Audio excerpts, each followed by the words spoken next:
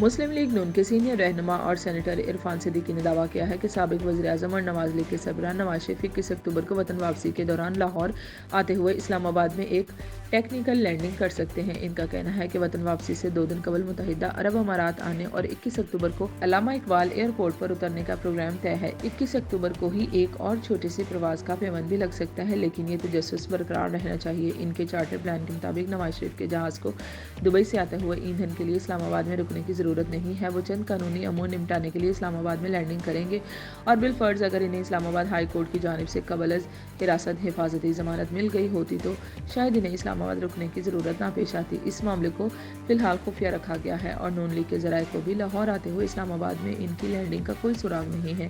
یہ بھی قیاس کیا جا رہا ہے کہ وہ اسلام آباد میں ایک اہم میٹنگ کے لیے رک رہے ہیں۔ دوسری طرف سابق وزیر اعظم میاں محمد نواز شریف وطن واپس آنے کے لیے لندن سے سعودی عرب پہنچ گئے ہیں۔